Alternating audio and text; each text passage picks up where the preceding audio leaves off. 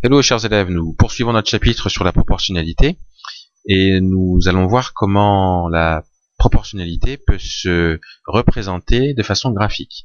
Alors on a déjà vu ensemble en activité que l'on peut représenter graphiquement une situation de proportionnalité par un alignement de points formant une droite passant par l'origine du repère. Donc, c'est une grosse phrase pour dire en fait que une situation de proportionnalité, elle peut se décrire graphiquement par une droite qui va passer par l'origine du repère, autrement dit par le point d'un repère, le point 0, 0. Alors, regardez ici le repère, le point 0, 0, c'est celui-ci. Donc dès qu'on a une situation de proportionnalité, on sait que ça va être décrit par une droite qui va passer par ce point 0, 0. Alors regardez, on a ici un exemple. À la médiathèque, on paye 4 € pour chaque DVD emprunté. Et on obtient le tableau suivant. Alors voilà le tableau. Alors, on peut considérer que la ligne qui se trouve ici, ça va représenter les abscisses de points. Et puis la ligne, la deuxième, ça va représenter l'ordonnée des points.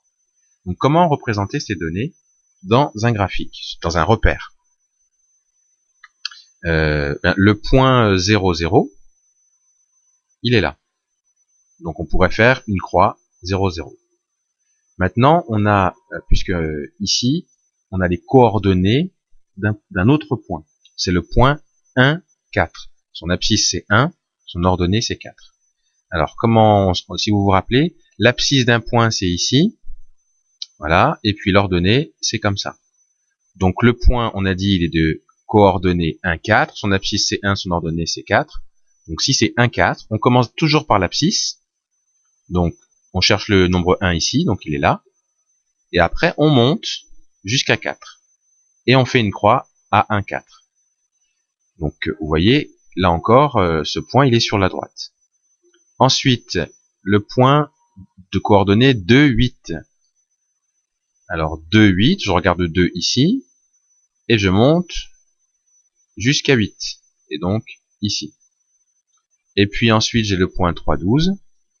Pareil. 3, 12, je regarde 3 sur l'axe des abscisses. Je vais jusqu'à 12, et voilà. Et ensuite, quand on a tous ces points, eh bien, quand on les trace, ça fait la droite que vous voyez à l'écran. Parce qu'évidemment, la droite, au début, elle n'était pas faite.